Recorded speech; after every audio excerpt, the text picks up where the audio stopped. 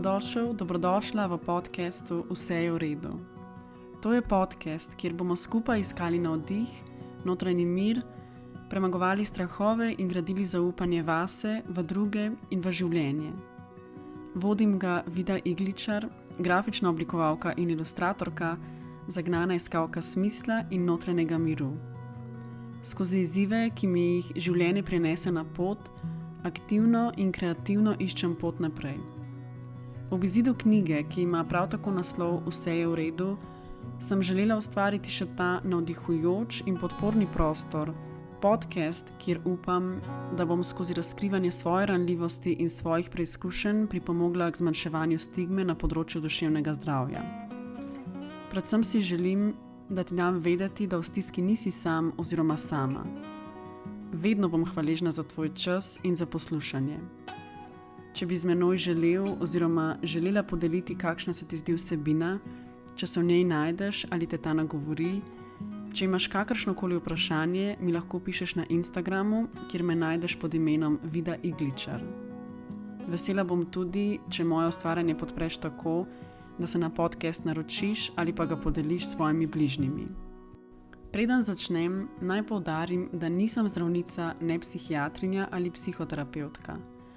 Tematike duševnega zdravja razkrivam skozi oseben pogled in lastne izkušnje. Verjamem, da je moja največja kvalifikacija predanost.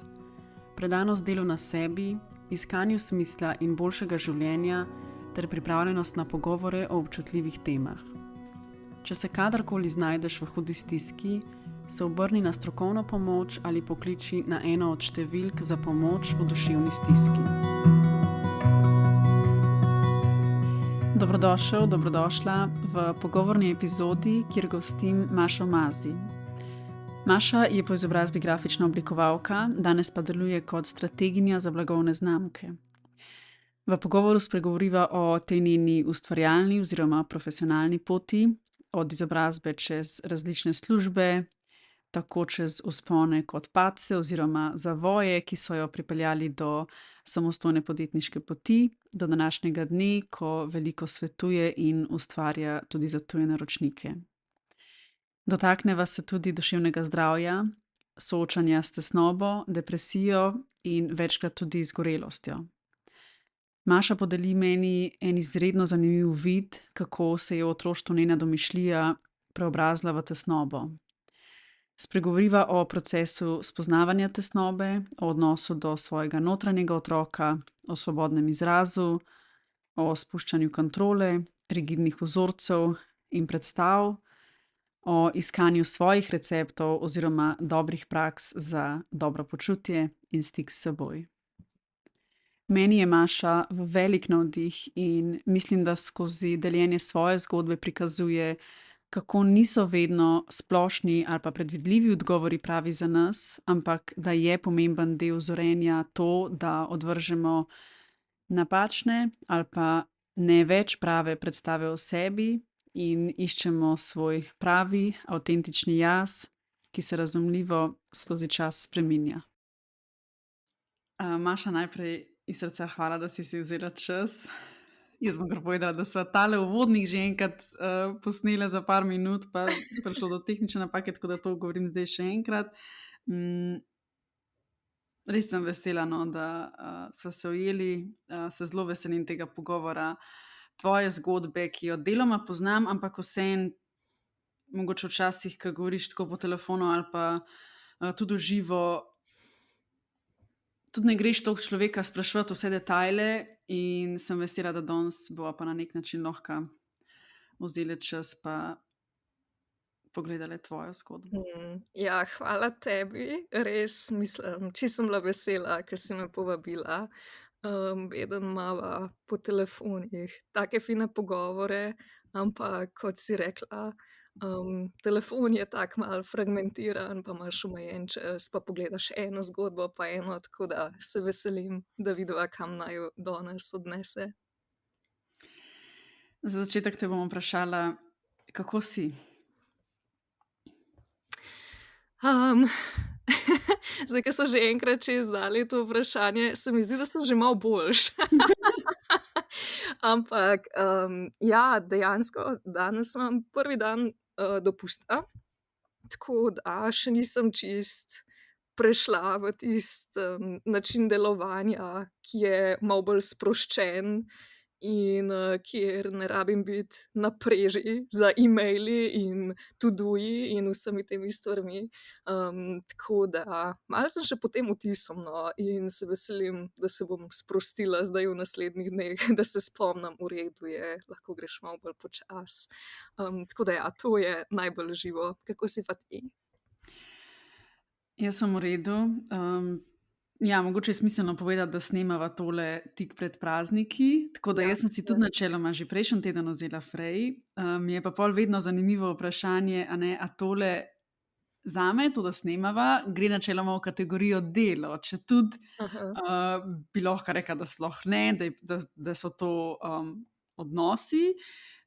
Ampak ja, gre za snemanje podcasta, tako da če sem stroga glede razmejitve, kaj je delo in kaj ne, gre to v delo in me zanima, kako je pa tebi to, da snemava zdaj. A je to tako še mal na pol delovni opravek ali ne, koliko si jasno postavljaš mejo? Odlično vprašanje. Um, hm, Dejansko, po mojem, bom dala čisto drug odgovor, kot bi ga dala ene 2 leti nazaj. Se mi zdi, da se je precej spremenilo v tem času, in da zdaj tudi moje, kako bi rekla, delo gledam z veliko več mehkobe in, ni mi več tako breme, no. Tako da tudi, nimam tiste čisto razmejitve, a veš. Mislim, da sem ti še rekla: lahko bi tudi v torek", kar je pač en dan pred božičem, 24., ne, da bi lahko še to dopoldne, saj nisem čisto ziher, ampak vem, da sem tako parim ljudem dala ta termin za neke stvari, ne.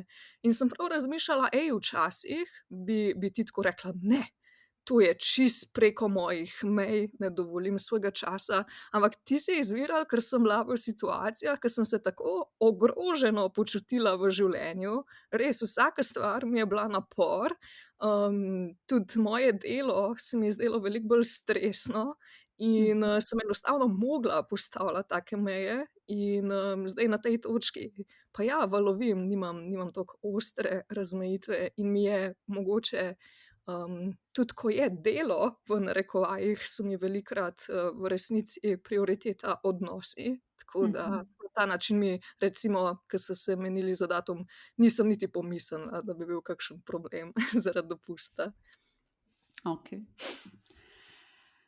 Za začetek vedno dam kar tebi možnost, da se ti predstaviš, da ti poveš o sebi, v katerokoli smer želiš iti, kaj delaš, kaj te v življenju veseli, kako bi se ti predstavila. Mm. Ja, jaz sem Maša in ja, se mi zdi, da se je težko opisati in, da se čutim res kot eno široko osebo. Zanimajo me zelo različne stvari, od filozofije do biologije, do nevroznanosti, do spiritualnosti, do knjig, do filma, pač vse vmes, a ne.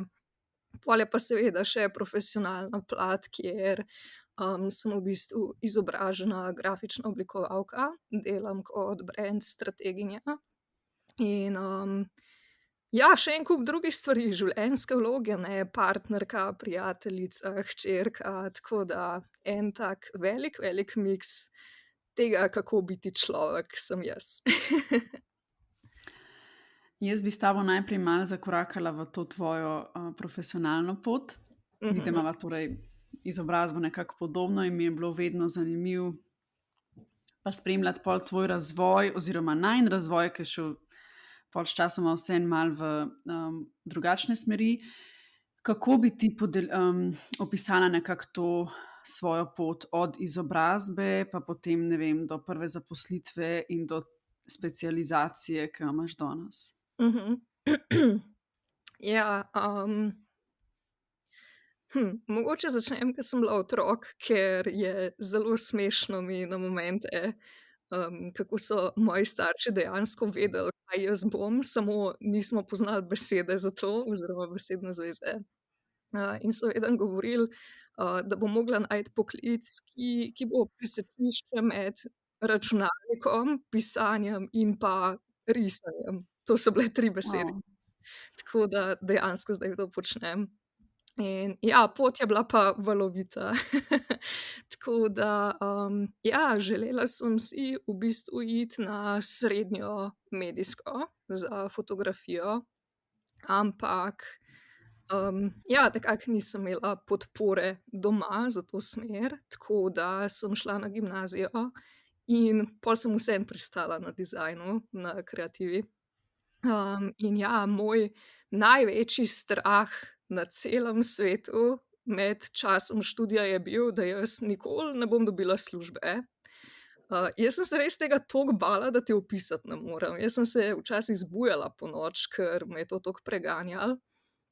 In seveda to izhaja čisto iz tistega občutka pomanjkanja lastne vrednosti, ko jo dejansko ne vidiš in ne čutiš. Tako da ja, to je bilo kar težko. In jaz sem, ko se je tretji letnik približeval, sem si pač rekla: "Glej, tretji letnik, vse ali nič, jaz moram dobiti prvo službo v dizajnu, ker če ne, bom beračila." Tako, dejansko sem tako videla svojo prihodnost, a ne.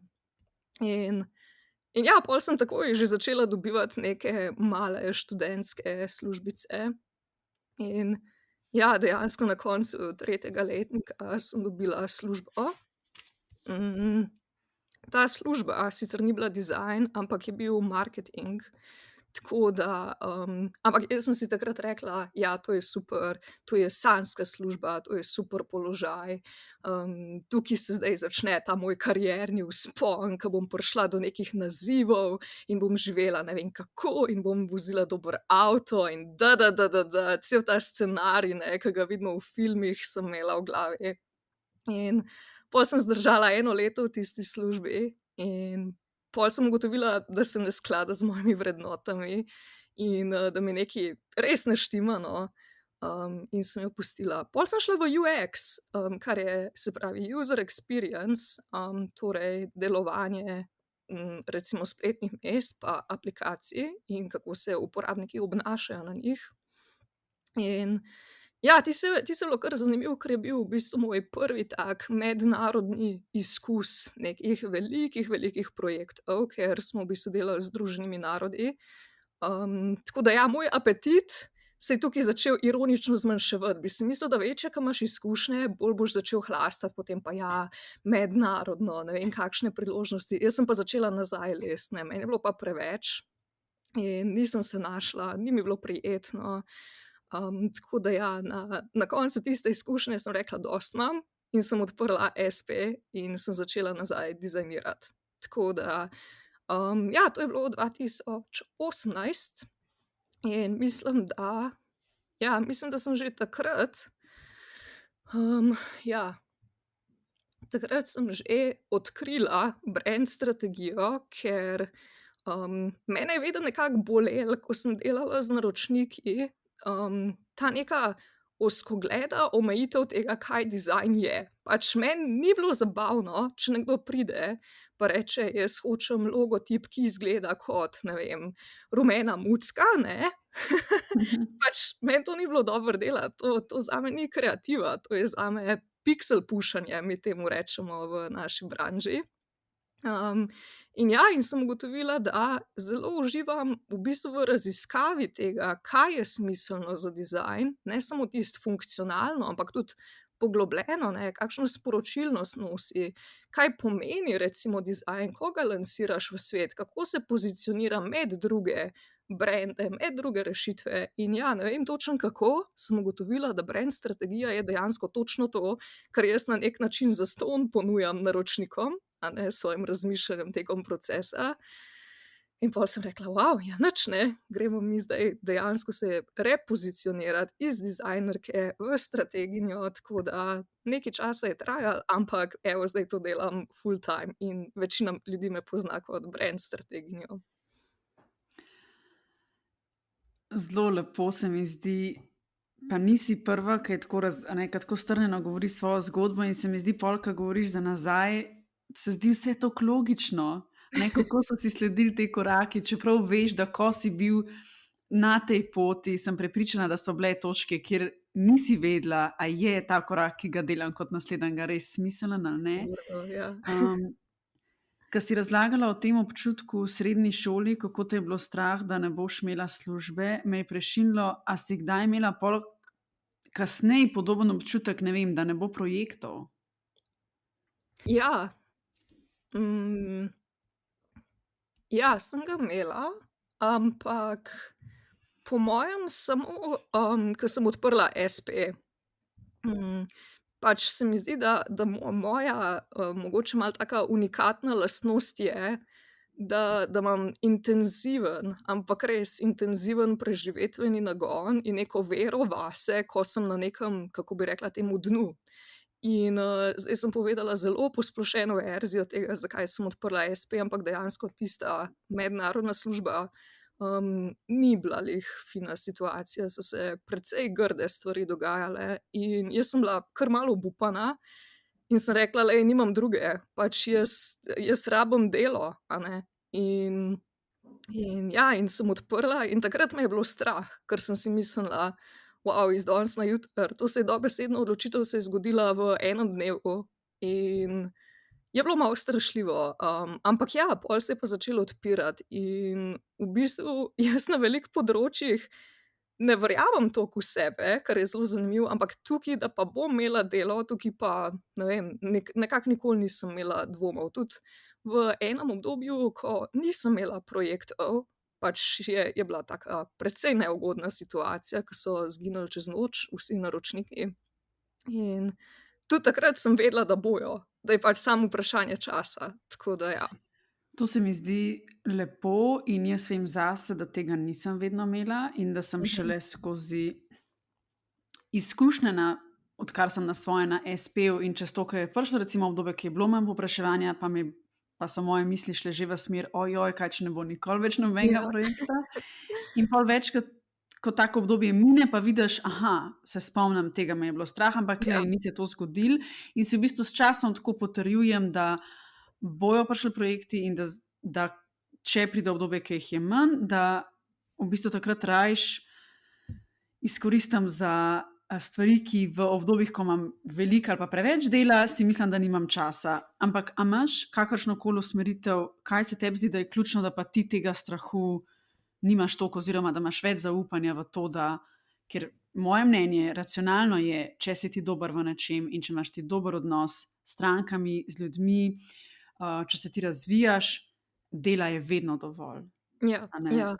In ni, jaz bi rekla, če rad delaš, če si pripravljen tudi prilagoditi, pa če je treba ne vzeti samo sanjske projekte, bi rekla, še v Sloveniji je dovolj dela, a ne? Ampak kako si ti prišla do tega zavedanja, da te tega ni strah niti v obdobjih, ko bi ti v bistvu realna slika lahko rekla, lej, samo trenutno pa imaš manj dela? Mhm.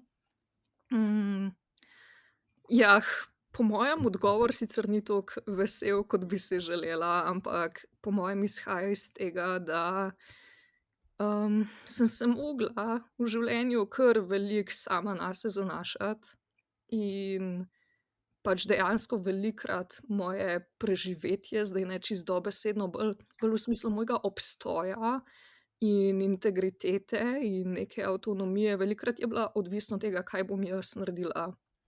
In sem se naučila, da se lahko zanesem na sebe, pa kot drugo, da me ne bo noben rešil, kar je tako malo žalostno, a ne. Saj iskreno imam trenutke, ke si res želim, da bi me kdo rešil, ne, ampak na koncu pač se spomniš, res v resnici samo sebe imaš, če tako pogledaš svet, a ne. Kdorkoli lahko izgine, cel svet lahko izpuhti, ti si pa tukaj, ne.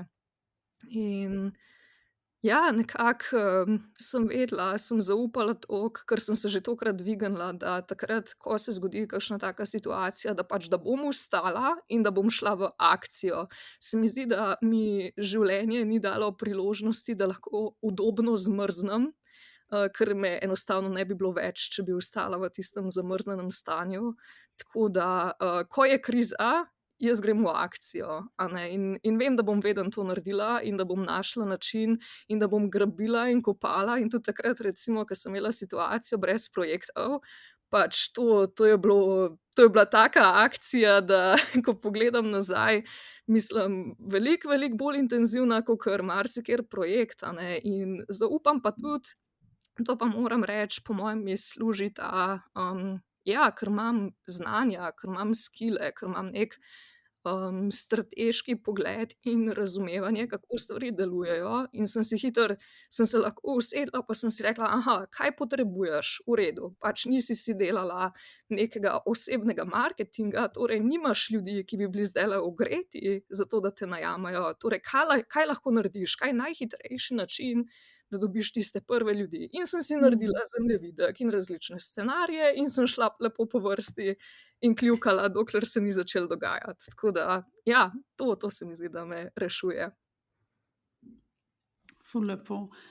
In kakšne imaš recimo trenutno kaj projekte v teku, konkretne, da si lahko kdo, jaz malo vem, kakšne imaš projekte, ampak tako, za nekoga, ki ne ve, da si malo predstavlja, kako izgleda tvoj delovni dan, kaj trenutno ustvarjaš. Ja, jaz delam recimo polovico svojega časa, pa mogoče bom začela tako, ne delam 40 ur na teden. Čakaj, a je to pravilno? Ne. Mislim, da 40 na teden, 160 na mesec, ja. A vidiš to, ke sploh ne vem. V glavnem. Ja, jaz realistično po mojem delam ene 20, 25 do 30 ur na teden. In polovico tega časa dejansko delam z eno tujo svetovalno, v slovenščini sploh ne znam reči, pač, ja, svetovalnim podjetjem, ki v bistvu svetuje, kar velikim brandom pri postavljanju strategije za njihov brand in poslovnem razvoju. Tako da tam delujem kot ena zunanja svetovalka in zdajle delamo tako zanimiv projekt, res ful sem hvaležna nekako za to navezo. Delamo za v bistvu združenje gozdarjev iz Švedske, ke ima res pač ogromno število članov, 52 000 članov na Švedskem pokrivajo. In, ja, čisto trajnostno delovanje, upravljanje z gozdovi, tako da združuje veliko mojih interesov in pač vrednot, tako da ko delam te stvari za take ljudi, se mi zdi, da najbolj sijam, no. In kaj konkretno je tvoja naloga na takem projektu? Hm, ja, okej, tukaj po mojem moram majčkeno razložiti, kaj brand strategija je. Dejansko je to, ja, brand strategy projekt, kar pomeni, da so oni prišli do nas in da so ugotovili, okej, tukaj je še en poseben poslovni model, tako da bom majčkeno posplošila. Dejansko pomeni, da čutijo, da imajo večji poslovni potencial, kot ga izkoriščajo, samo da morajo kot brand majčkeno spremeniti, kaj komunicirajo, kdo so, kako delujejo, take stvari, ne. In velikokrat sam pri sebi težko te stvari sam ugotoviš, vidiš in implementiraš in takrat najamejo zunanje svetovalce, da to pomagajo narediti. Tako da mi dejansko pol delujemo v večih fazah. Prva je itak raziskava, da razumeš, kaj sploh počnejo. In druga je, kakšne so priložnosti. Tako da zdaj smo v tej ta drugi fazi, ko ugotavljamo, kakšen je trg, ja, kakšne so možnosti za njih, kam lahko grejo, kakšni so scenariji. Tako da moja vloga zdaj je dejansko, da sedim za računalnikom in delam raziskavo in pišem scenarije, tako da postopoma bomo imeli neko evalvacijo, kaj je pač najboljši neki strateški načrt za ta brand, in pol bomo nadaljevali v razvoj konkretnih, oprijemljivih načinov, kaj zdaj s tem narediti, da to ni samo PDF, ampak dejansko, kako zdaj ta brand spremeniti, da bo tudi na zunaj tako videti, pa da bo tudi deloval na te ta nove načine. Okej. Drugi del? Aha, sem že pozabila, da je to podvprašanje. Ja, se pravi, to je polovica, drugi del so pa moji osebni projekti, ki se pa tudi delijo nekako na strategijo, pa majčkeno je tudi dizajna, ker ga ne morem čisto pustiti, a ne, obožujem dizajn še vedno, pa čedalje bolj v resnici, manj ke ga delam, rajši ga imam. Tako da ja, kakšen projekt imam dizajn, zdaj sem glih zaključila enega, tako da mislim, da za novo leto nimam še nobenega dizajna planiranega, si moram nekaj najti. Ali bom pa zase kaj naredila za spremembo, ke bo končno čas. Ja, druga stvar je pa v bistvu tudi strateški projekti, tako da delam z eno čudovito, kanadsko stranko, ki je v bistvu osebna znamka, tako da za njo tudi razvijam marketing strategijo, produkte, tako no. Tako da je kar intenzivno pa zelo osebno sem vpletena v njih, kar mi zelo paše. Moram sicer paziti, da nisem preveč čustveno vpletena, ampak tudi to se moraš naučiti. In kako si vnaprej planiraš delo? To mi je čisto tako zanimivo, ker primerjam s svojim delom, a ne. A je odvisen od povpraševanja, ali si rada splaniraš za več mesecev vnaprej, ali si rada puščaš odprt, da imaš neko okno, kaj če ne vem, se last minute odpre kakšna priložnost, pa da imaš možnost jo sprejeti? Jaz sem po mojem majčkeno drugačna od večine kreativcev, ker ne delujem dobro v sistemih. Jaz sem probala, res, ker poslušaš, pa pač vidiš, koliko ljudje dobro delujejo v rutinah in v nekih navadah, in jaz sem bila tudi kraljica Notion in Excel tabel kar nekaj časa, ampak sem ugotovila, da enostavno to ni za mene, tako da, jaz sem precej spontana, no, pač ko pride priložnost, presodim, ali je za mene ali ni. Večina mojih projektov traja minimalno 3 mesece, tako da, imam neko, recimo temu, ni glih kratkoročno v smislu par tednov, ampak, ne planiram si pa celega leta vnaprej, ne, tako da najbolj mi to paše, da dejansko vem: "Aha, zdaj imam 3 mesece, recimo te pa te projekte." Pa si vmes že nekako, razporejam, kaj bo v tistih naslednjih 3 mesecih, tako da na tak način.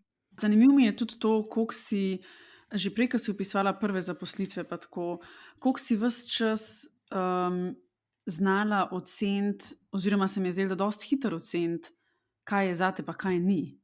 A ne, če sem prav prej si zapomnila, po enem letu prve zaposlitve si ti znala povedati: "To ni zame."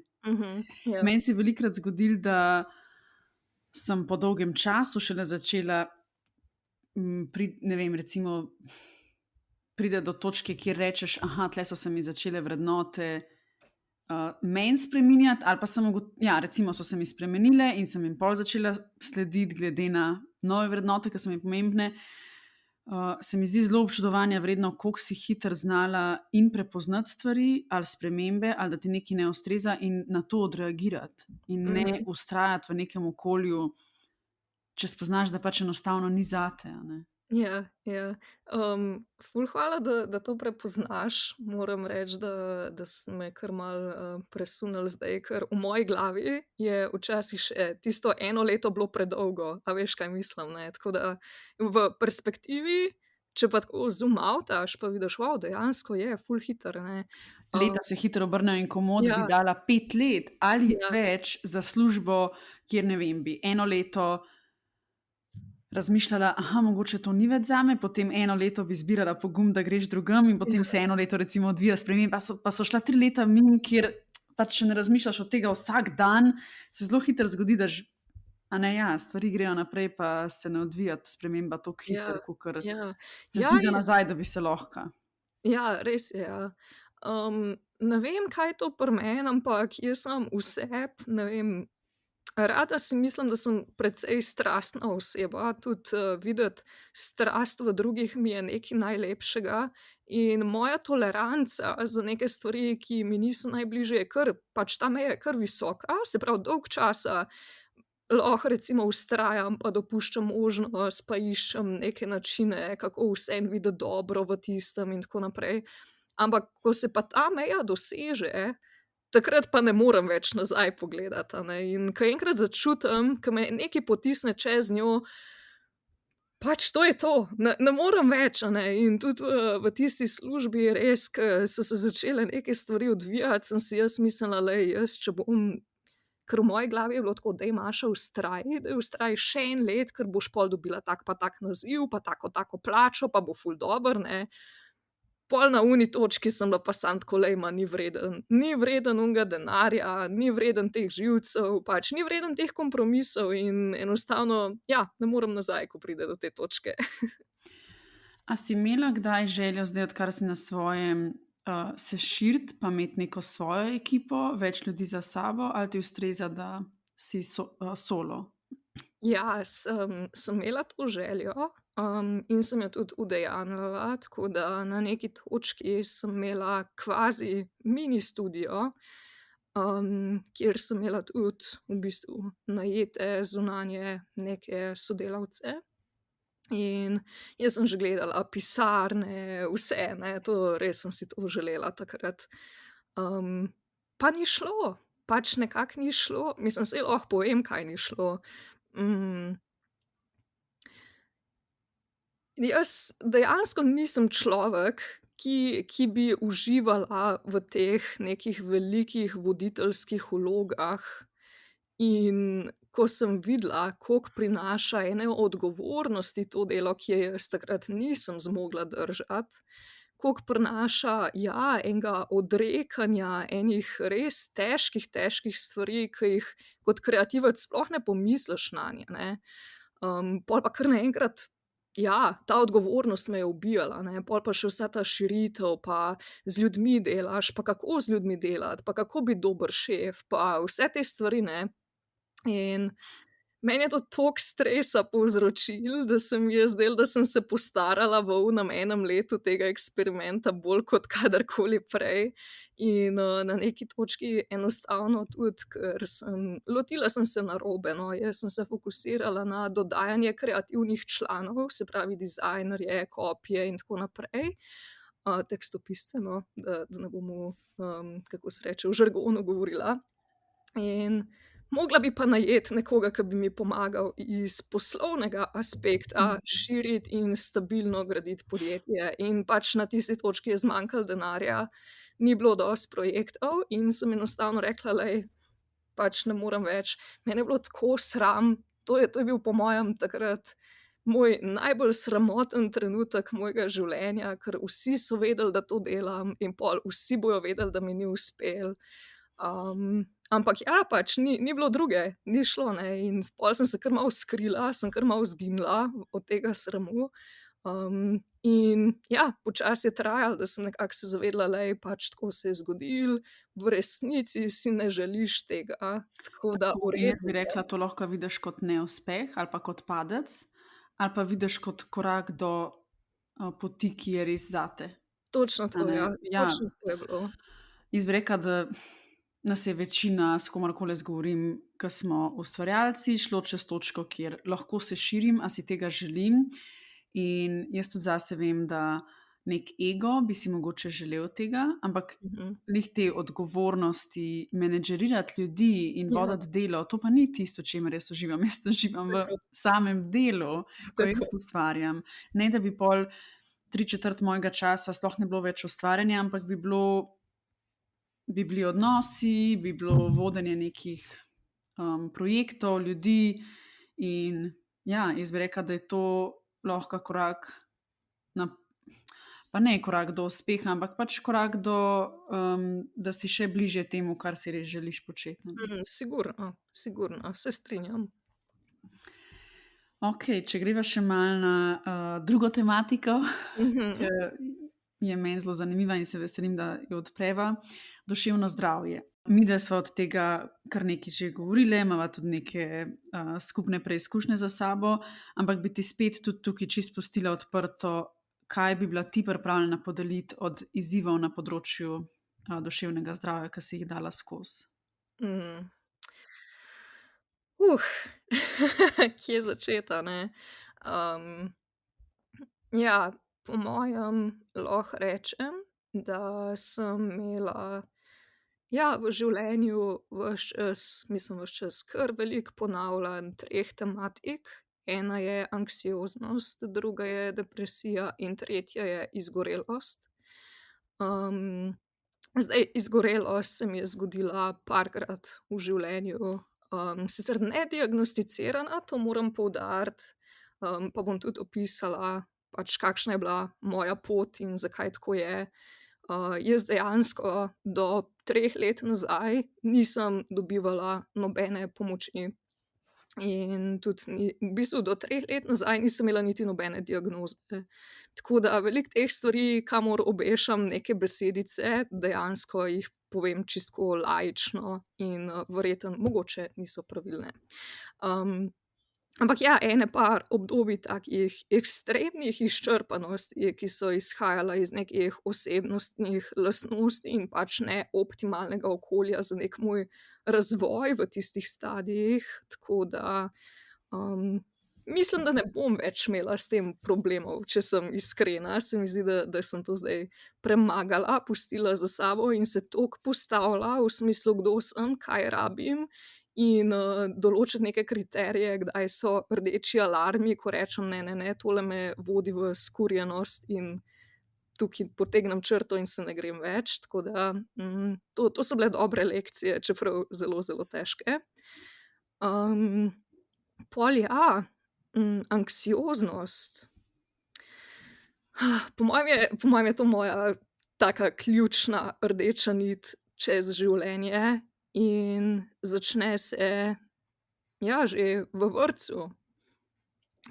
Tako da jaz se ne spomnim mojega otroštva brez anksioznosti. Mhm. Pač vsi moji spomini, taki močnejši, imajo v sebi eno tisto težo, neke skrbi, tisto, a bom zmogla, kaj bo, kako bo izgledalo. Se spomnim, kako so me vozili na neke tiste dejavnosti, a veš, ne vem, plavanje, angleščina, take stvari. In jaz sedim v avtu in se počutim, ke da mi bo želodec pač glihkar strohnel ali pa ven skočil ali pa nekaj in srce razbija in pač otrok si ne zna tega razlagati, a ne, in v moji glavi jaz sem si samo mislila pač, da jaz ne znam tega zregulirati in, slišala sem glasove odraslih, ki so rekli: "Pa v redu je, nič ni, pomiri se." In meni to ni nič pomagalo in je bilo še zmeraj tam in sem si samo mislila: "Ja, pač ne znam, a ne, ne zmorem." In pol sem še slišala tiste misli: "Preveč si občutljiva, in tudi to ni pomagalo seveda, tako da to je bilo pritisk na pritisk na pritisk, kako ne zmorem in pol sem bila zaradi tega še bolj v skrbeh, kako bom spet zmogla neke situacije. Tako da ja, se mi zdi, ko si razlagam, zakaj se je vse to skupaj začelo dogajati, itak je ena taka en miks dejavnikov, ampak zanimivo mi je tudi iz vidika kreative, ker jaz sem bila kot otrok toliko polna domišljije, pač ta domišljija je bila neomajna, mislim, jaz sem imela okoli sebe ves čas neke like, jaz sem z njimi take svetove gradila, filme delala, ni da ni, ne. In na neki točki si pa toliko v procesu socializacije in, odraščaš, ne, vklapljajo te v neke sisteme, kjer moraš biti v interakcijah z drugimi ljudmi, kjer se začne kazati, da se moraš dokazovati, a ne, da so ocene kar naenkrat, pa a se nekaj naučiš ali se ne, a si dobil prijatelja ali nisi dobil prijateljev, pač toliko enih pritiskov, da ona domišljija, v resnici tista kreativnost, nima več prostora in se ta domišljija spremeni iz fantazijskih likov v fantaziranje glede scenarijev, a ne. Kaj pa, če ne bom dobila prijateljice? Kaj pa, če ne bom dobila, tiste zelo uspešne ocene, ali kaj so že bile v nižjih razredih osnovne šole, tako da ja, domišljija je nekako zamenjala funkcijo in je šla iz domišljije dejansko v anksioznost. Tako da ja, in pol od takrat naprej ves čas, ne, pač z vsakim letom je bilo dejansko hujše. Jaz se seveda tega nisem zavedala, pač jaz sem samo bila in živela s tem in sem si mislila, da tudi vsi drugi s tem živijo, samo da jaz pač ne znam tega pohendlati, tako da ja, pol pa neki tak naslednji prelom je bil po mojem srednja šola, se pravi prvi letnik. Kot sem rekla, sem šla v gimnazijo, po mojem je bila ena taka kombinacija okoliščin, pač taki pritiski, tudi jaz do sebe sem jih imela zelo, zelo visoke pač pričakovanja in kaj moram doseči in kaj moram postati in kako moram, ja, kaj moram vse biti, a ne. In pol ugotoviš, da je to naporno in te začne še bolj skrbeti. In kako se boš dokazal drugim in vse to, in na neki točki se mi je začelo to poznati na glasu in kot neka taka konstantna tresavica. In spet ne, pač v tistem obdobju to se ni govorilo o mentalnem zdravju, to ni noben pomislil, da bi bilo kaj narobe, pač, v smislu nekaj psihološkega, to je bilo samo: "Aha, živčna si, umiri se," ne. To je bilo moje zdravilo, ke sem ga dobila. In spet isti cikel: "Joj, pa jaz to ne morem," pa spet: "Ja, daj pomiri se, saj bo v redu," in spet ugotoviš, da se ti še vedno glas trese in je bil tak začaran krog, ke se je dejansko poglabljal, ne. In, pol tudi nekako vzporedno s tem sem imela kakšno obdobje depresije, ker pač enostavno, ja, ni mi bilo v redu pač obstajati v takem svetu, kjer je bil tak stres samo biti in ugotavljati, kdo si, in se prilagajati drugim in jim ustrezati, zato da si dober, zato da si vreden. Pač kup enih takih, ne vem, moja glava ni glih lep prostor velikokrat bila, tako moram reči, zdaj je že ful lepši. In ja, pol se je to nadaljevalo do, mislim, da sem nekje pri 21 letih, da sem ugotovila, kaj anksioznost je, čisto po nesreči. Iz enega časopisnega članka sem prebrala, da otrok pri 9 letih se ne bi smel sekirati glede tega, kako bojo njegovi starši zaslužili denar pa take stvari, pa ne spali zaradi tega, in pol so opisovali, da to je pač anksioznost. In jaz izberem in sem bila tako: "Čakaj, pa saj jaz sem imela psihologijo na maturi, ne, saj jaz sem znala, kaj je to anksioznost, ampak nisem naredila povezave, ne." In me je tisti članek, me je čisto iz stola me je vrgel, ker sem si rekla: to je to? A jaz to imam?" In pol se je začelo raziskovanje in postopno kopanje po, oziroma hlastanje na začetku po rešitvah. In ja, do te točke, kjer sem zdaj, kjer je že veliko, veliko boljše, ampak se mi zdi, da imam pred sabo še eno, ja, tako življenjsko popotovanje. Če bo kdaj povsem, niti ne želim, nimam pričakovanj, ampak pač samo iz dneva v dan iščem, kako mi je lahko čim bolj, ja, udobno in čim bolj lepo. Meni se zdi vedno pri tesnobi zelo zanimiva ta pot, kdaj si jo prvič zaznal in kdaj si prvič znal temu dati ime, in ne vem, kdaj si prvič pomislil: "Aha, tega pa nimajo vsi," a ne. Ja, ja. Ker je to res, a ne, ti živiš v svoji glavi, v svojem svetu, noben ti ne da noben ti ne zna povedati: "Glej, takele misli so okej, take niso Ja. okej," a ne. Zelo zanimivo, da se spomniš prav tega članka in trenutka, ko si prvič povezala: "Aha, to je anksioznost, to pretirane misli," ja, in da ti nekdo da vedeti: "Ja, pri 9 letih naj se ne bi obremenjeval z enimi tako težkimi življenjskimi mislim, ja, stvarmi, ki sploh niso tvoja odgovornost v tistih, obdobjih," a ne. Kaj si nekako zdaj, se pravi v tem obdobju, odkar raziskuješ tesnobo, ugotovila, da ti pomaga, ali pa kako drugače gledaš nanjo zdaj, ko veš, kaj je, ali pa ne vem, te zdaj preplavlja tesnoba, zdaj znaš povedati: "Aha, to je anksioznost." Kako se ti je od takrat spremenilo doživljanje?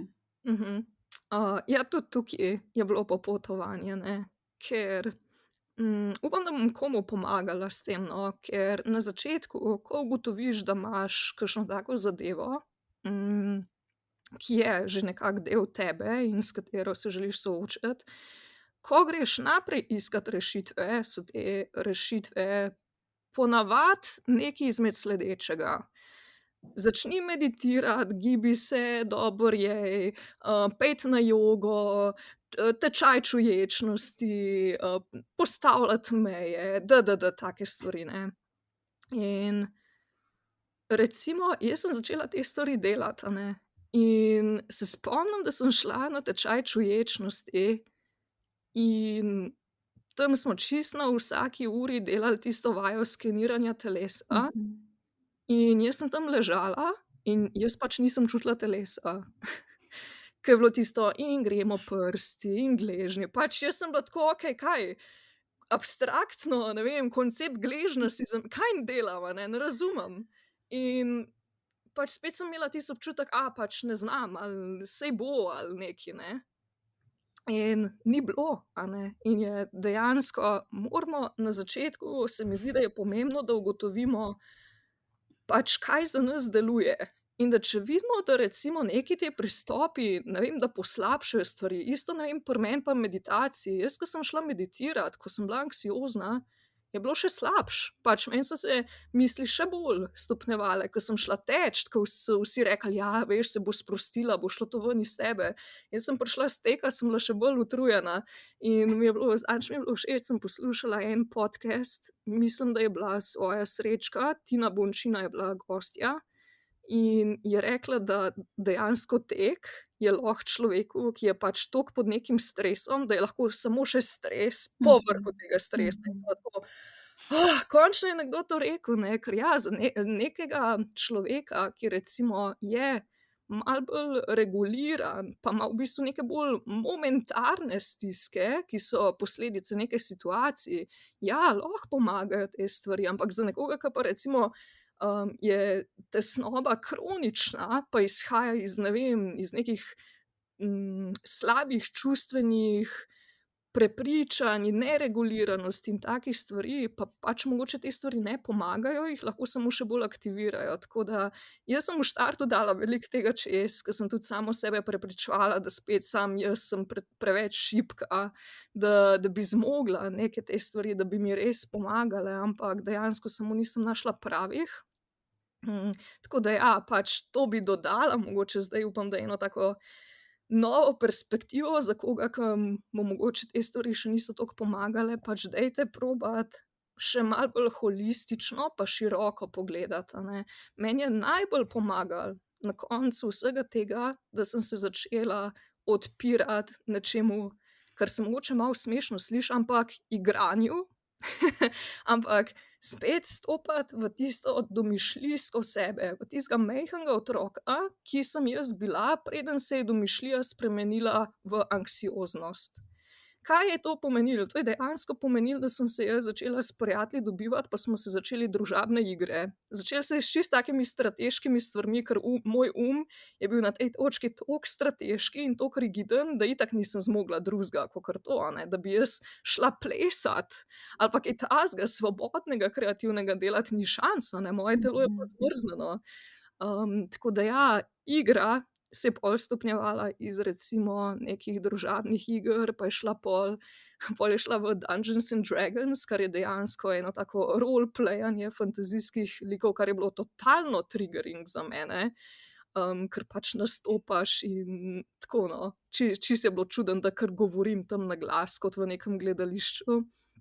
In pol iz tega je šlo v gibanje, v ples, tudi, da je bilo to gibanje svobodno, da ni bilo koreografirano, da ni bilo, se pravi, da ni bilo nekega cilja, ker jaz sem recimo tudi pri jogi se mogla spustiti, da ni moj cilj, da jaz uro oddelam, pa grem v vse tiste asane, pa se sprostim, ampak da pač samo nekaj delam, a ne, da Mhm. raziskujem, da opazujem telo. Tudi čuječnost je šele takrat prišla noter, ne s tistim skeniranjem telesa. Šele pol, ko sem tukaj skozi igro nekako začela čutiti svoje telo, sem bila nekako sposobna začutiti gleženj, a ne. Tako da ta igra mi je veliko, veliko dala, na drugi strani pa bi rekla, da delo, v bistvu raziskovanje notranjega otroka, Mhm. ker spet, a ne, pač moji razlogi, zakaj imam take težave s tem, so se mi začeli graditi v otroštvu, pa recimo tam nekje do 15., 16. leta so se tisti ključni trenutki zgodili, ne. In jaz moram enostavno vsakič, ko se mi tesnoba pojavi, moram iti nazaj do tega otroka in se z njim nekako srečati in mu pomagati za nazaj, pač ga slišati, kaj je bilo, zakaj je bilo, aha, vidim te, slišim te. Tako, no, take stvari in tudi najti, recimo meni psihoterapija mi zelo pomaga na kognitivni ravni, pač čisto miselno, da spreminjam, neko percepcijo, ampak to je čisto na miselni ravni. Jaz rabim to še integrirati in res prečutiti in ne samo biti na tisti eni uri pa debatirati, ampak biti doma pa jokati, ke o tem razmišljam, pa pisati dnevnik, pa iti ven, pa se zdivjati, pa tako, ne, da tudi telesno dejansko sprocesiram holistično pač celo zadevo, ki se dogaja, ke ni samo v ne, tudi anksioznost se mi zdi, da je res ful v in da se tudi rešuje precej v meni pa vidim, da mi ful pomaga, če grem še v čustva pa v telo, ne, tako da tukaj imamo ful različne modalitete, tudi telesna psihoterapija se zdaj čedalje bolj pozicionira. In ja, to zdaj raziskujem, bom malo zaključila, ker se mi zdi, da sem že čisto odplavala. Ne, meni je krasno poslušati, bi mogla pa kar sproti zapisati, da ne, kaj vse mi je zelo zanimivo, v čem se tudi najdem. Jaz sem imela do meditacije, pa do čuječnosti podobno malo pot. Jaz se spomnim, da sem tudi hodila že na tečaj čuječnosti pa obvladovanja stresa, recimo da pri 22, kjer smo tudi delali ta pregled telesa. Jaz sicer takrat nisem imela toliko tega občutka, da ne znam, ampak ja, se pa zavedam, da mislim, sem se zavedala, vsaj malo, ne zelo, ni bilo tako, da mi je bil nek alarm, ampak to, da jaz sem zelo slabo čutila svoje telo. In meni se zdi, da je bilo neko potovanje tekom te tesnobe odkrivati nazaj spet stik s telesom. In tudi to, kar si rekla, sem jaz podobno doživljala, da ko sem šla meditirati v zelo tesnobnem obdobju, se je meni zdelo, da mi en sam še direkt pred očmi daje sliko, koliko zelo sem tesnobna in koliko so tesnobne moje misli. In takrat se mi je zdelo, zakaj bi jaz zdaj šla tukaj sedeti in se 1 uro ukvarjala samo s slabim. Se mi zdi pa pomembno, kar takrat nisem vedela, da je čuječnost tudi sprejemanje sedanjosti tako, kot je. In jaz takrat nisem znala sprejeti tega, da jaz sem zdaj tesnobna, meni zdaj zelo misli šibajo in se mi zdi, da bi bilo tudi zelo drugače, če bi takrat jaz že imela orodje, da ti si lahko do tesnobe ali pa do tesnobnih misli, je lahko tvoj odnos tak, da si rečeš, zdajle sem pa zelo tesnobna, opažam, da mi zelo šibajo misli, ali pa moj odnos do njih, ojoj, grozen, sploh se nimam pod kontrolo, slabo, slabo, slabo, a ne? In tega dela sploh nisem takrat znala pogledati, da eno je, kakšne so tvoje misli, drugo je pa, kakšen imaš ti odnos do njih.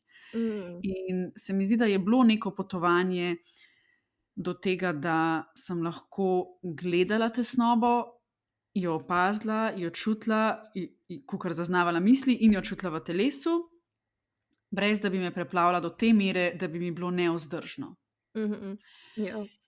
In drugo, to, kar se tudi zelo najdem, je raziskovanje, kaj tebe ustreza. In da če to trenutno ni čuječnost ali pa meditacija v smislu neke formalne vaje, da ti se zdaj usedeš in si primir, ali pa že to ni tek, sam tudi tukaj, saj zame je bilo dolgo potovanje, biti toliko v stiku s seboj, da sem jaz znala zaznati, trenutno mi ne paše meditacija, trenutno mi paše iti na počasen sprehod v gozd. In ne rabim delati meditacije, tudi če je tam 1000 raziskav, ki pravi, meditacija pomaga. Ne, najbolj pomaga tisto, tako se meni zdi, oziroma pri tesnobi absolutno pomaga tisto, kjer si ti umirjen, kjer imaš ti občutek varnosti. In zdaj za nekoga bo to meditacija, pa sam sedeti, pa da mu nič ni treba delati.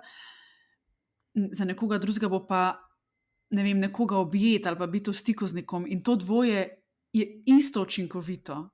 Zaradi tega ti ne more nekdo reči, ti naredi to. Tudi jaz vem, da če bi meni rekel, jaz sem šla enkrat na delavnico intuitivnega petja in meni bo to tako malo, kar ti razlagaš za ples. Se pravi, kar kaj, nimam not, nimam scenarija, kaj moram peti, ampak samo raziskujem in vem, da mi je bilo to takrat še dosti neprijetno, se nisem čutila domače v tem, ampak bila sem pa že pripravljena se vsaj soočiti s to neprijetnostjo in biti tako, pač meni je jaz sem dosti bolj naučena delovati po principu, kjer imamo jasno, kaj je prav, kaj je narobe, kaj je dobro, kaj je slabo, kot pa se izražati, kjer ni pravilnega in napačnega izražanja, ampak samo iščeš, kakšno izražanje je te prijetno. Ampak vem, da jaz nisem bila v stiku s seboj, tudi če bi mi en zdaj to povedal, jaz ne vem, če bi znala slediti korake, kako priti do točke, kjer ne vem, kaj mi paše, da bi v tistem obdobju kar tako čez noč ugotovila, aha, tole moram početi. Po mojem, tudi to Tako. proces ugotavljati zase, pri tesnobi, kaj je tisto, kar tebi v določenem obdobju pomaga in na kateri točki zavedanja in sproščanja si in koliko svobode si pustiš. Pri meni je bilo tudi zelo to, koliko si pustim biti nekontrolirana. Ne? Ja. Ja. Itak, kontrola je en tak velik ja, velika tematika, ki jo imamo ponavadi vsi, ki se s tesnobo soočamo, ker mislim pri sebi vidim, da jaz, ko me popade tesnoba, imam občutek, da nimam kontrole, a ne, Mhm. iz velikih vidikov. Ali čisto pač, najbolj oprijemljivo je, nimam kontrolo nad svojim glasom, pol je drugo, nimam kontrole nad odzivom osebe na drugi strani, nimam kontrole nad tem, kaj se iz tega scenarija zgodi, ne, in to te lahko v take skrbi spravi, da je kar strašljivo. In recimo mi je zanimivo, ke si zdaj tudi, ta ples pa petje omenila, dejansko, učenje, spuščanje te kontrole te tudi nauči biti bolj v trenutku in spuščati tesnobo. In meni je bilo noro zanimivo, 1 leto nazaj sem se vpisala na swing tečaj, se pravi tečaj plesa, in sem si mislila: "Super, to si zdaj želim, več plesa, ne." Ampak nisem pa razmišljala: "O, to bo koreografija," a veš. In je bilo veliko koreografije in to je meni udobno, ker imam Mhm. kontrolo, ker točno vem, kako se bom gibala jaz in kako se bo gibal soplesalec. No, pol pa gremo v pare, ne, in to so bile take vaje, kjer si v bistvu v vsaki uri zamenjal 30 soplesalcev in vsak je bil drugačen. So bili eni, kjer sem jih jaz kot bivša profesionalna plesalka lahko Vodila. kontrolirala, ja, ne, in je bilo super in sem v bistvu vodila in je bilo fajn, in pol je prišel naslednji, ke mi pa ni pustil, a ne, ke je bil pa tako: "Ne, ne, ne, kaj delaš? Čakaj, kaj se ti mudi, ne?" In sem bila vedno tako zaprepadena: "Čakaj, kaj? Aja, okej, v redu, spusti, ne." In pol te začne on tam vrteti, in ke ne veš, kaj se bo zgodilo in kaj bo naredil, in je tako: okej, čakaj, zdaj lahko spustim, kaj?" In ja, pol se naučiš, da vsakič, da je v bistvu to boljše, a ne, da je to Mhm. dejansko ples, ne pa tista koreografija, ke se jo učiš. In mi je bil tak močen moment, ke na praktičnem primeru vidiš, kaj ti v resnici delaš na poti zdravljenja, v narekovajih. Ja, in nekdo bi mislil, zdravljenje tesnobe je psihoterapija in pogovori in tam sedeti, ampak isto je zdravljenje tesnobe to, a ne, si dati izkušnjo, kjer lahko opazuješ, aha, meni je bolj prijeten ples, kjer je vse po pravilih. Mhm. In wow, kjer korak je, ke si pustiš pa spustiti to kontrolo v sebi in se prepustiti, da te nekdo drug vodi. In jaz bi rekla, da v plesu je pa potem neko ono svobodno gibanje, je pa next step, kjer si v stiku s seboj, kjer se izražaš glede na sedanji trenutek in res trenutek. Ja. In se mi zdi tako zelo lep proces učenja in imaš priložnost testirati, do kam si pripravljen iti, do kje ti je okej spuščati kontrolo. Ja. Sigurno.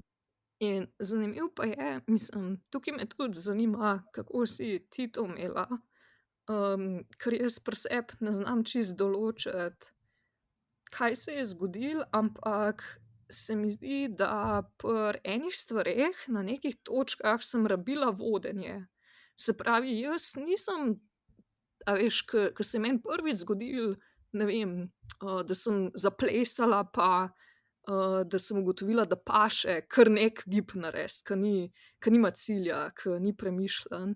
In jaz nisem takrat zavestno rekla: "O, poglej, ne, to je torej rešitev za mojo kontrolo, s katero že celo življenje operiram in se jo oprijemam, in ta kontrola izhaja iz tega in tega." In pač rabila sem eno tretjo osebo, ki mi je pomagala, pa včasih je bila ta tretja oseba pač v neki knjigi, ke sem jo prebrala, ali pa članek. V enih momentih je bila psihoterapevtka, v enem momentu je bil fizioterapevt, ke je rekel ono: "Ej, pač a imaš sproščeno ramo? Ja, imam sproščeno, pa je rekel, ja, ne, nimaš, a ne. Kako to misliš, nimam sproščene? Ja, okej, res je nimam, ne, kaj zdaj to pomeni? Tako da, se mi zdi, da veliko tega, napredka se zame zgodi ob stikih z drugimi ljudmi, ke šele takrat, kot eno ogledalo recimo vidim, tega nimam ali pa, tukaj pa jaz operiram drugače. Zakaj? Ne, ena ta radovednost v ozadju mi pomaga, ampak si ne predstavljam, da bi recimo jaz samo meditirala in bi brez nekega nekoga, ki bi mi pomagal procesirati uvide in senzacije, prišla do nekih zaključkov. In mogoče šele zdaj, ke se mi zdi, da imam toliko, širokega razumevanja svojega stanja, pa kaj se dogaja, da si lahko tudi sama majčkeno več pomagam, ampak v enih začetnih stadijih pa, ne vem, ni bilo šans, da bi lahko samo recimo z meditacijo prišla do nekih rešitev. Kako si ti to imela? Jaz sem imela srečo ali pa ne, da sem, a ne, že od, ne vem, koliko sem bila stara, mislim, da 16 let, ko sem obiskovala takrat otroško in mladostniško psihiatrinjo, pa potem neki pavze vmes, pa pol psihoterapijo. Tako da jaz sem pa v bistvu bila že zelo vajena tega nekega zunanjega pogleda in ja, jaz sem zelo velika zagovornica psihoterapije, meni je veliko pomagala, njih tega razumevanja sploh v recimo še najstniških letih, kar res enih stvari enostavno še ne razumeš, imaš tam nekoga, ki te vodi, čemu zaupaš, a ne ti lahko res neko breme odvzame. Mi je pa zdaj to, kar si razlagala, zelo odzvanjalo to, da, oziroma sem pomislila iz vidika to, da imaš neko tretjo osebo, koliko te včasih pač drugi tudi spravijo v situacijah, ki so ti neprijetne. In jaz vem, da v obdobju tesnobe, če bi vse delala sama, se v neprijetne situacije sploh ne bi dala. Tako Ja. pa recimo, ne vem, če pomislim, da sva šla s fantom takrat nekam v hribe, kar je meni takrat lahko to, da grem po neznani poti, ne vem, a bo izpostavljen, mi je zbujalo tesnobo in če bi bila jaz sama, pač se obrnem, ne grem v to. Ja. Tako pa sem bila z nekom, kjer sem vedela, okej, le vidi, pač včasih si to počela, zakaj ne bi zdaj, malo me je bilo sram in sem se vseeno spustila v to in hkrati bila sem v varnem odnosu, se pravi, sem vedela, da neka varnost tam je, ne grem se izpostavljati v neke življenjsko ogrožujoče situacije, in sem si ob prisotnosti še nekoga drugega mogoče malo bolj upala tvegati, pa iti v neke situacije, kjer mi je bilo neprijetno. Ker ja, če bi bila sama, bi mogoče ne izbrala tiste pogumne poti in pol pri meni bilo pa tako, pa bi bil kar včasih kakšen začaran krog, ke bi se lahko v te strahove čisto predala in tudi nisem vedela, kaj je zdaj, a je prava pot biti nežna do sebe, pa si ne dajati dodatnega stresa in se v situacijah, kjer je, ne upam si v hribe, si reči, ne, bodi nežna do sebe, ostani Ja. doma. Ali je prava pot, pojdi probat, raziskuj, če bo prišlo do točke, kjer ti bo neprijetno, se takrat obrneš. Čeprav meni bo že ta misel, da bo prišlo do točke, kjer mi bo toliko neprijetno, mi je bilo grozno. Ja. Ja, in še zdaj ne vem, če bi znala reči za vse situacije, kaj je rešitev oziroma kaj je prav. No, jaz, nekako ugotavljam, da, bolj kot sem v redu jaz sama, se zavedam tudi, konteksta družbe. Pa da razložim, pač ko si ti v eni stiski, ko si zelo obremenjen s svojim notranjim svetom, težko vidiš zunanji svet in kako si povezan z njim, ker si enostavno ogrožen, a ne, nimaš kapacitete, ne vem, zares še gledati na koncept recimo skupnosti, sploh če nisi imel modela, kako zdrava skupnost izgleda, ki te recimo usmerja, ti pomaga, te drži, ko greš ti čez take stiske. Jaz recimo nisem imela nikoli izkušnje neke take podporne skupnosti in sem imela res občutek, vse moram sama, ne, in sem sama čepela za tistimi self-help knjigami, ke so mi, mislim, če sem iskrena, veliko so mi dale, ne, pač do neke točke jaz brez njih ne vem, če bi bila tukaj. Ampak je bilo res v izolaciji, ne, in pol, ko sem se toliko postavila, da sem lahko šla še do druge osebe, kjer sem čez interakcijo pa njeno vodenje recimo prišla do novih uvidov, zdaj sem pa recimo na tisti točki, ko si pa res rečem: "Wao, koliko so interakcije zdravilne za družbo, ki je toliko hiperindividualistična, ke res mislimo, da pač trpimo sami." In velikokrat na žalost tudi trpimo sami dejansko, ne samo, da imamo tak občutek.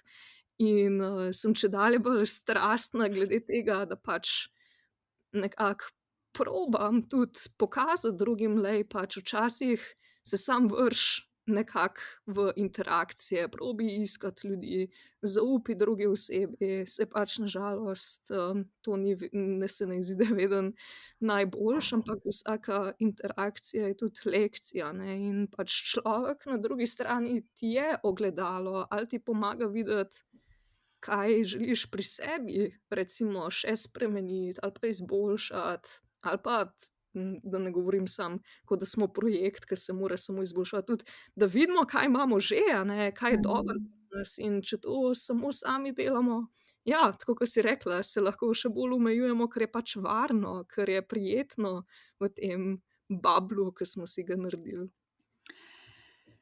Zdaj si glih omenila to projekt, da nismo projekt, ki se mora skozi izboljševati. To je meni tudi zelo zanimiva ena taka tema. Kako ti gledaš na to, na to težnjo po tem, da meni se zdi, da je v tem nekaj lepega, da lahko ves čas iščeš, ker se spreminjaš in v novem obdobju iščeš, kaj tebi pripomore k dobremu počutju. Kako pa to naj ne postane to projekt, na Mhm. katerem delaš brez konca, in a to pomeni, da skrbiš zase, ali to pomeni, da je ves čas en del tebe, ki je nezadovoljen? Mhm.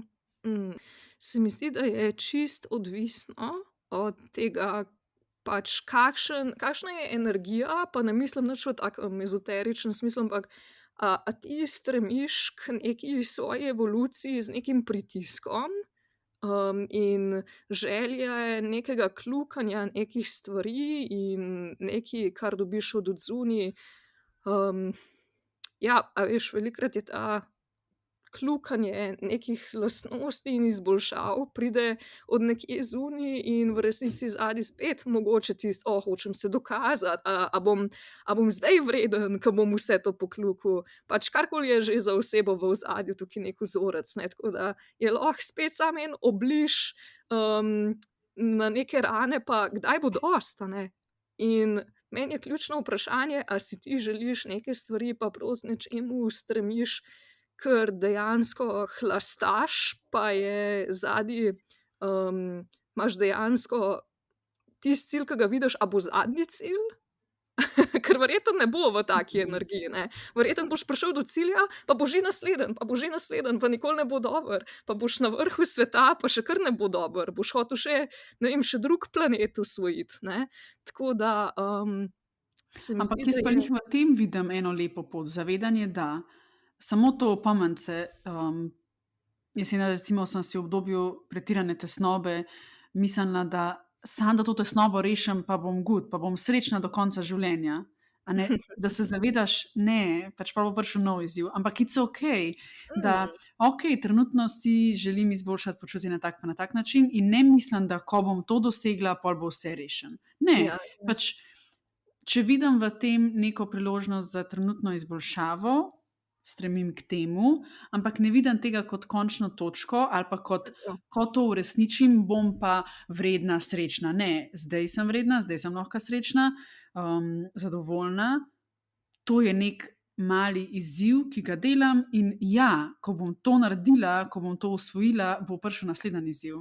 In mi to Ja. ne povzroči nezadovoljstva ali pa občutek, da joj, ves čas se borim. Ne, imam pa ves čas pred sabo neko željo ali pa neko vizijo, kako se želim počutiti.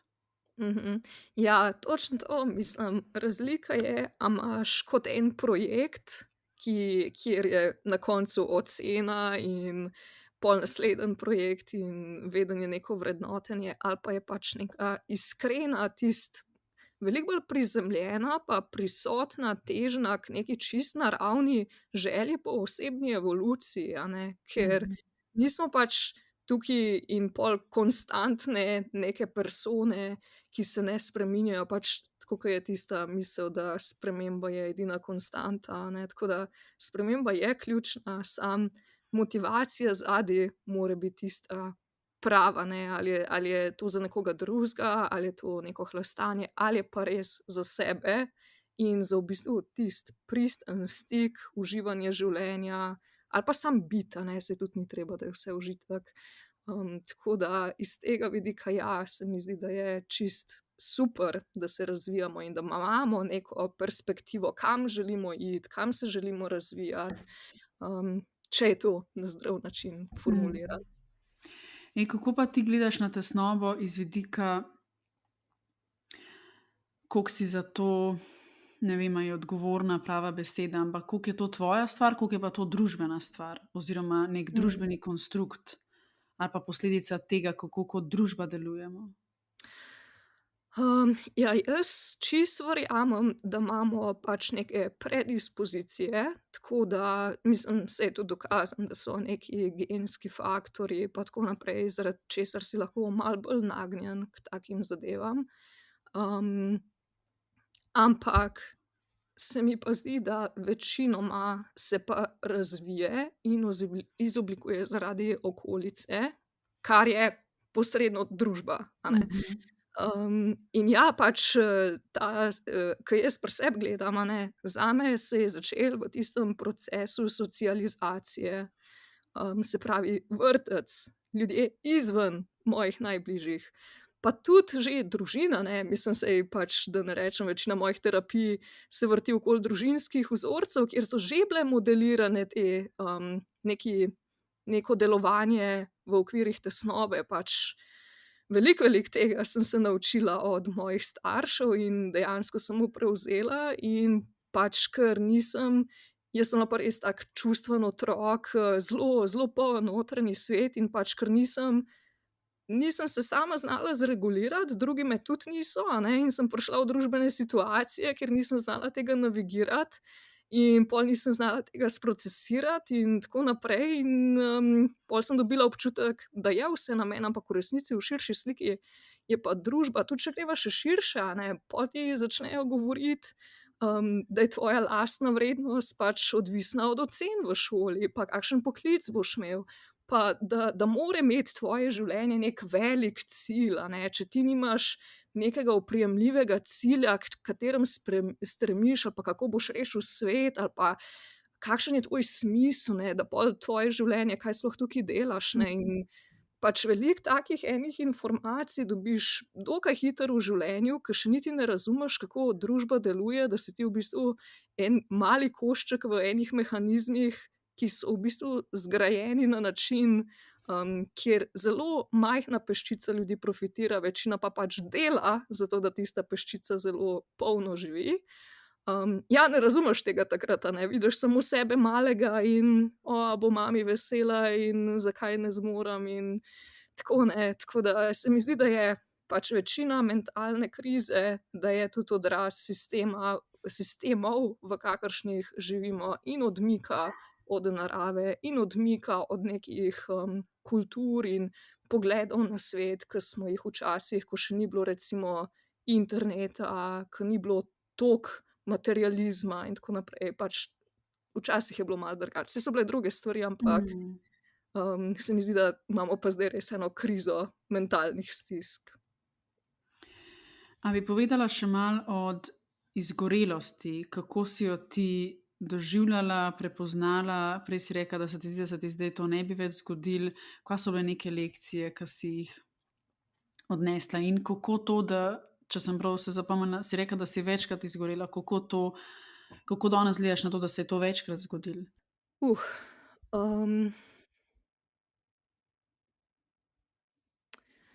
Mislim, meni je za nazaj tiste momente gledati kar malo čudno, če sem iskrena, ker jaz v tistih momentih, spet kot za anksioznost, jaz nisem razumela, kaj se meni dogaja.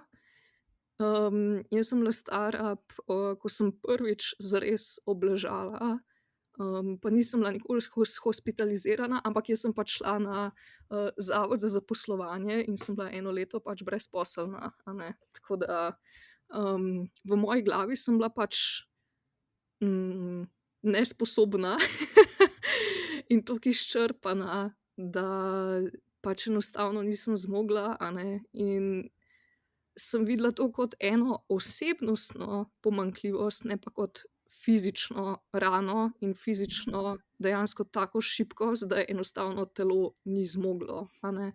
In pač jaz sem do zdravnikov šla, ampak takrat izgorelo še ni bila stvar in je bilo samo ono: "Aha, slabokrvnost, ke jo imam praktično celo življenje, evo, izvoli tablete, ne." In pol pač živi naprej, saj si še mlada, pač kaj pa bi lahko bilo. Mislim, jaz tudi recimo v očeh mojih zdravnikov nisem imela nobenih težav, a ne, čeprav sem že celo življenje z anksioznostjo živela, pač ni bila to tema, ni bilo to nekaj, kar je bilo zapisano v moji kartoteki. Tudi imam par travmatičnih izkušenj za sabo in tudi tiste recimo šele dejansko sem jih par mesecev nazaj sem klicala svoje zdravnike in jih prosila, da te stvari zapišejo v kartoteke, ker enostavno je naporno, da hodim od zdravnika do zdravnika in moram pol vsakemu posebej to razlagati in vsak reče: "Ah, pa saj to ni nič." Ja, je, a ne, mislim. Tako da ja, izgorelost je bila takrat kar taka izkušnja, ki sem jo videla kot pač osebnostno pomanjkljivost in sem začela veliko na sebi delati, v smislu brala knjige, jogo, šport, pač izboljšati samo sebe, ne. In po mojem iskreno, pač saj je pomagalo, ampak najbolj je pomagalo to, da sem imela čas, da se je moje telo regeneriralo. In pol sem šla nazaj in v bistvu, zakaj sem spet izgorela? Ja, ker nisem niti vedela, da se mi je to zgodilo in kaj to je. In pol, ko sem drugič izgorela, pol se je pa že malo govorilo. Pol sem pa tudi jaz že govorila o svoji anksioznosti na spletu, ne, pa sem že malo bila v teh vodah in pol se je pojavila izgorelost. In sem bila jaz tako: "Čakaj, a je to? A je to spet?" Kaj? Pač ko jaz berem tiste zapise, jaz se točno tako počutim, meni se točno te stvari dogajajo, pač ne vem, verjetno ni normalno, da se jaz zbudim, pa da pač, ne vem, ne morem vstati ali pa da ne čutim roke ali pa da mi je slabo cele dneve, pa da mi vsi lasje izpadajo pa take stvari, ne, in pač takrat sem iskreno, jaz sem imela obdobje, ko sem ful izgubila zaupanje v zdravstvo, ker sem imela slabe izkušnje in nisem niti šla več do zdravnice, sem bila samo tako: "Okej, glej, pač bom delala po liniji najmanjšega odpora in pač skrbela za sebe." In na srečo je ratalo, a ne, nekako sem se ven potegnila, tako da je šlo na boljše, ampak po tisti izkušnji pa ja, kakor sem rekla, sem si, ko sem ozavestila: "Aha, to se je zgodilo zaradi tega in tako to izgleda," sem si pač nekako v glavi tudi spremenila in postavila ene alarme, ne, tako, ke mi začnejo zdaj takoj utripati, ko se začne spet dogajati in se lahko izognem tem stvarem. Kaj so te, a si pripravljena podeliti, kakšni so kaj te, na kaj si pozorna, da ko se zgodi, da veš, okej, to ne gre v pravo smer? Ja, meni prva zadeva, ki mi sigurno je največji alarm, je moje spanje.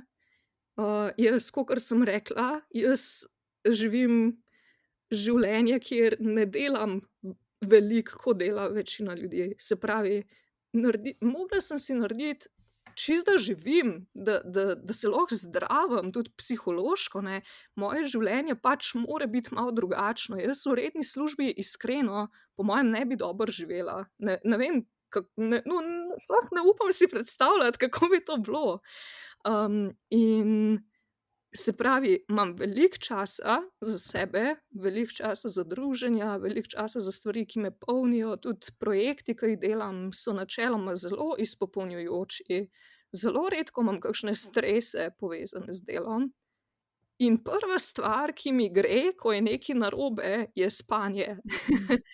In ko jaz vidim, aha, zbujam se ponoči ali pa ne vem, ne morem zaspati, pač tisto je prva stvar, ko si rečem: "Okej, Maša, čakaj, kaj se dogaja?" In po Mhm. navadi je pol povezano s tem, da spet padem v kakšne te svoje deloholiške tendence, ki jih še vedno imam, a ne. Pač jaz včasih sploh ne opazim, ne, kar naenkrat bom jaz spet delala 3 dni zapored cele dneve, ne, in pol sem tako: "Čakaj, čakaj, čakaj, ne, ne, ne, ne, ne, ne. Kje je zdaj tisto, ke si si ti postavila z razlogom maksimalno toliko in toliko ur na teden, a ne?" Pač da imaš neko omejitev, da se v bistvu jaz si gradim moje delo okoli mojega lifestyla, In ker ne pač obratno. pač padem, ne. In spanje je prvo, če zbolim, kakšne take stvari, če vidim na fizičnem zdravju, da nekaj ne gre, okej, ustavi se, kaj se dogaja. Um, in ja, tudi, se mi zdi, da se mi hitro vidi v odnosih. Pač spet zame odnosi so fenomenalno ogledalo. Če vidim, da, ja, da me ne polnijo, da jih vidim kot neko delo, se pravi, da se dobim z nekom pa, spet se, moram se dobiti, namesto da bi počivala, sem kar tako: "Čakaj, a se res hočeš dobiti, a ne? Ali bi bilo boljše, da pač skenslaš, pa si vzameš ta čas za sebe, ker očitno ti telo nekaj govori." Ker to so Mhm. ljudje, ki jih imaš najrajši na svetu, torej zakaj čutiš odpor, a ne? Tako da recimo te 3 stvari, pač, spanje, fizično pa odnosi. Um, Kako bi pa rekla, a imaš kakšne izzive v tem iskanju ravnotežja med delom pa med drugimi aktivnostmi, ali zdi se mi tako zelo občudovanja vredno, kako jasno poveš, to pa to, kar delam. Jaz sem tudi zagovornica tega, da sploh če je tvoje delo kreativno, pač ne more biti 8 ur na dan. Oziroma, Ne. lahko je sem pa tja, ampak da bi bilo to 5 dni na teden, 4 Mhm. tedne na mesec, ne poznam človeka, ki bi lahko bil kreativen tako na ukaz. A imaš kakšne izzive na tem področju, kako iskati ravnotežje med časom, ki ga posvetiš delu, ali pa ne samo času v smislu urnika, ampak tudi ravnotežje v smislu, kdo sem jaz, kaj me definira, in da imaš, um, da odraža tudi tvoj urnik to, kaj se tebi zdi, da tebe definira kot osebnost in iz kje ti dobiš vrednost ali pa neko veselje v življenju. Kako lepo vprašanje, ne. Hm, se mi zdi, da sem mogoče spet majčkeno, da imam mogoče malo tako čudno perspektivo, ne glih pogosto, kar se tega tiče. In to spet izvira iz tega, ker se moram majčkeno boriti proti mojim perfekcionističnim tendencam. In sicer jaz sem imela obdobje, ko sem lovila ravnotežje na način, da sem se hiperfokusirala v smislu, ne vem, maksimalno toliko ur delam, pol pa imam toliko ur za druženje in pol grem za 1 uro v fitnes in, pol pojem 20 gramov proteinov pri vsakem obroku in a veš, pač spet tak hiperfokus v to, kako ravnotežje izgleda v eno točko, in v resnici je to spet tista kontrola, omejevanje, ki povzroča ironično še več anksioznosti lahko, a ne.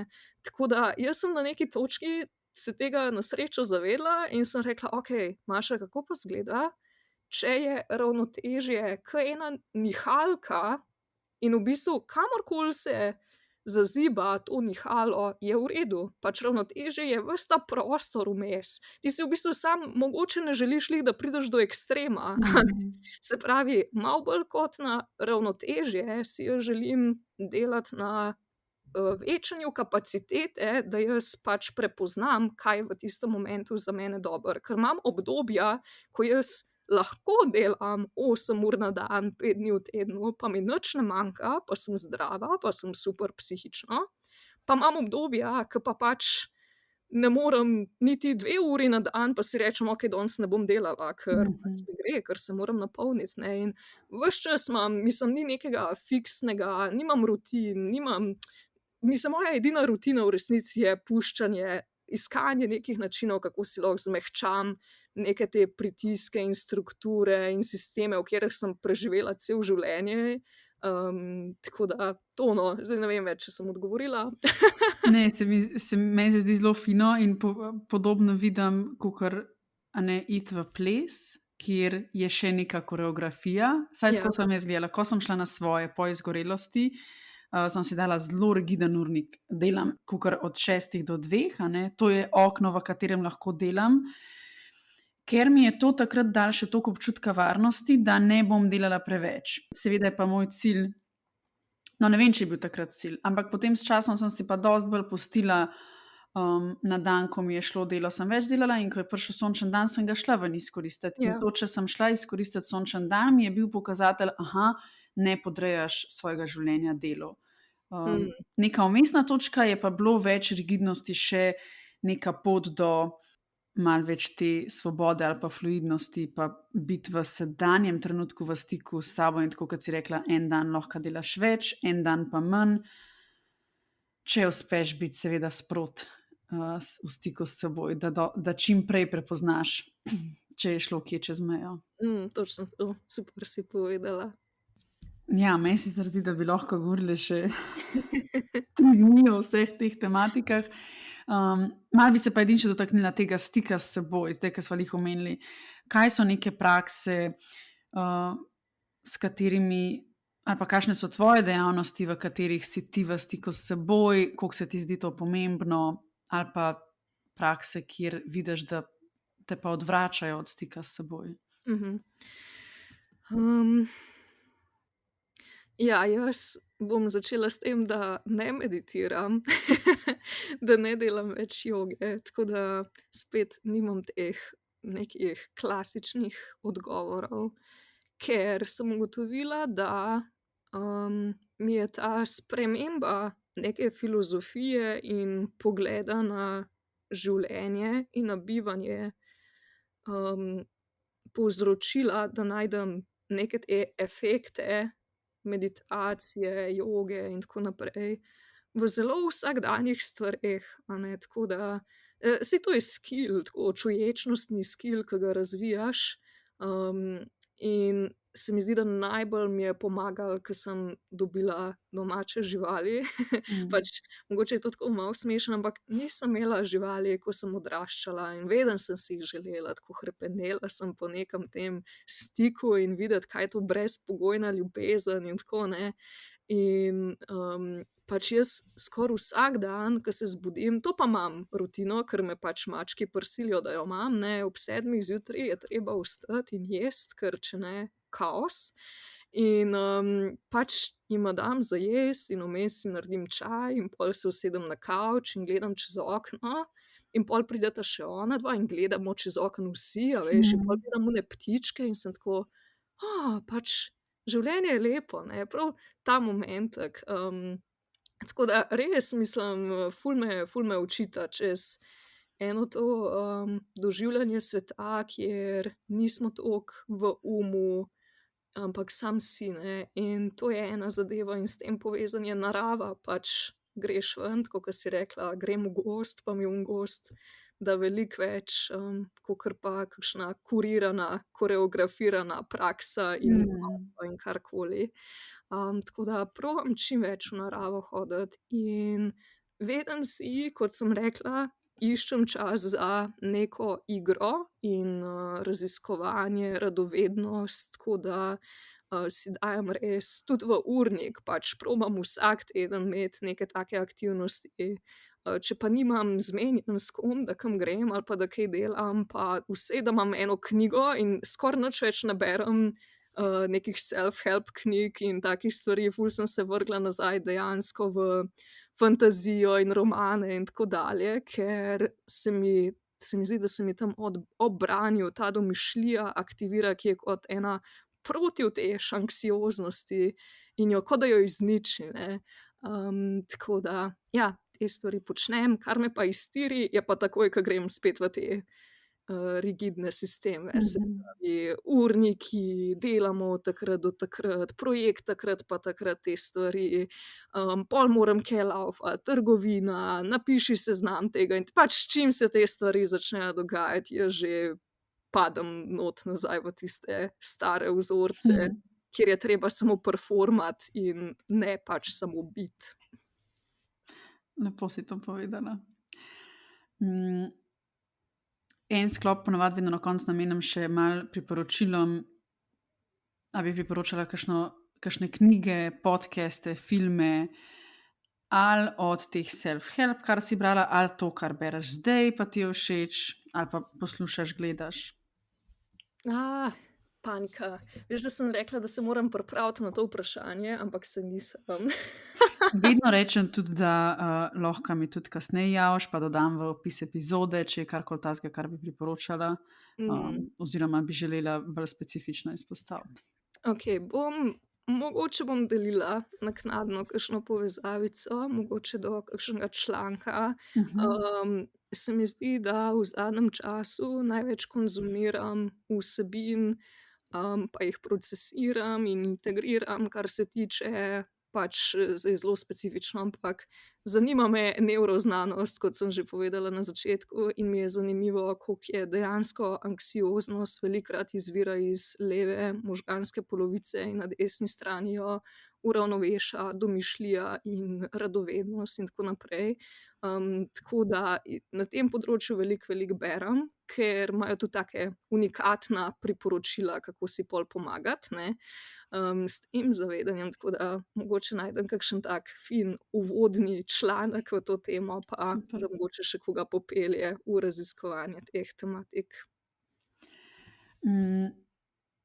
Če se ozreva malo naprej, čeprav vedno, ko postavimo to vprašanje, če ga postavim, si mislim, saj se ni treba ozirati toliko naprej, a ne, saj si lahko prisoten v sedanjosti, ampak vseeno.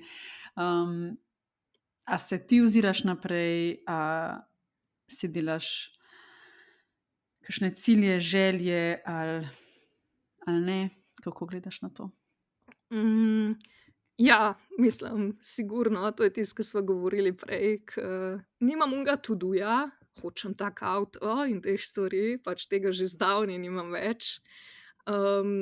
Čutim pa v sebi res zdaj že kar nekaj let pač željo po svojem domu, po res eni parceli v naravi, hiški in na neki točki družini. Tako da to je res en tak klic, ke čutim, a veš, kot da imam srce na eni vrvici in me kaj tako vleče. Tako da to je v bistvu na obzorju, totalno nepovezano s profesionalno poklicno potjo. Tukaj v resnici, mislim, bo zanimivo čez par let, lahko da bom čisto nekje drugje. Kdo ve, koliko časa bom še delala stvari, ke jih delam. Si čisto predstavljam, da me lahko tudi kam drugam odnese. Ampak ja, to pa je ena taka konstanta in res močna želja. Lepo. Jaz zelo navijam zate, za tvojo hiško v Hvala. gozdu oziroma vajino. Ful hvala. Kje lahko sledilci oziroma poslušalci izvejo več o tebi ali pa kje lahko stopijo v stik s tabo? Po mojem je najlažje kar Instagram, ker na drugih platformah sem malo izginila, tako da na Instagramu imam handle Story Alchemist, in tam sem najbolj doma. Super. A je še kaj, karkoli bi ti želela podeliti, če česa nisva odprli, a bi karkoli dodala? Ja, jaz bi se tebi v bistvu zahvalila, ker se mi zdi, da tako čudovit prostor držiš in take čudovite dialoge vodiš in tudi pač svojo zgodbo konec koncev pač ustvarjaš te prostore in daješ navdih in, si meni tudi zelo velik navdih pri navigiranju vseh teh izzivov življenjskih in dela to z mehkobo in ljubeznijo in toplino, tako da hvala, ker si. Zdaj si me pa kar malo presenetila. In zelo, mislim, res iz srca hvala. Meni take stvari slišati, ne vem, a si kdo misli, da je to samoumevno. Absolutno ni samoumevno. Mi je lepo slišati, da se to začuti in da se nekomu zdi, da delaš dobro. To je to. Meni se tudi zdi zate, da delaš dobro. Vem, da jaz še nisem govorila o tesnobi, ko sem že vedela zate, da govoriš o tesnobi, in jaz vem, da je meni osebno zelo pomagalo za kogarkoli sem vedela, da je govoril o teh stvarih, ker pač to podira tabuje in vem, kako je biti v stiski. In če je tam nekdo, kjer vidiš, da wow, lej, on to zna osvetliti, se tega ne sramuje. Meni se zdi vsaka taka zgodba, vsaka oseba, ki je pripravljena to narediti, dela pogumen korak, ne samo zase, ampak še vsaj za neko drugo osebo. Podpišem. Ful lepo. Hvala. Maša, jaz ti želim en krasen konec leta, konec decembra, in še čim več tega stika s seboj. In se mi zdi, da zelo lepo iščeš, ker si večkrat rekla, tako nekonvencionalne odgovore, ampak pač svoje poti in svoje odgovore na to, kaj je dobro zate. Tako da si mi Hvala. navdih. Enako. Hvala za povabilo.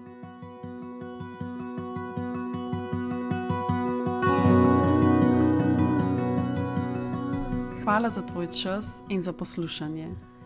Če bi z menoj želel oziroma želela podeliti kaj o današnji epizodi, mi lahko pišeš na Instagramu na profil Vida Igličar. Tam me lahko tudi spremljaš ali pa obiščeš mojo spletno stran www.vidaiglicar.com. Hvaležna bom tudi, če moje ustvarjanje podpreš tako, da se na podcast naročiš ali pa ga podeliš s svojimi bližnjimi. Lepo te vabim tudi k nakupu mojih knjig.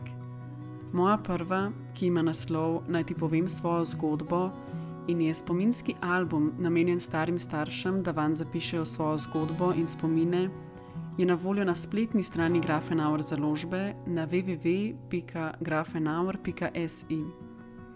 Mojo drugo, 100 dni za boljšo mene, ki je ustvarjena za vse, ki ste v iskanju boljšega počutja, in letos izdano knjigo Vse je v redu, pa lahko dobiš v vseh knjigarnah Mladinska knjiga in na spletni strani www.mk.si.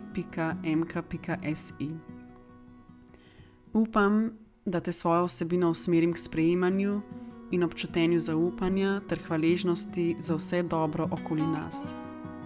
Upam, da te kdaj pomirim in ti pogled usmerim tja, kjer je lepo, kjer je smisel. Upam, da tvoje srce mirno bije, da dihaš počasi in globoko, da so tvoje misli danes umirjene in da si v redu.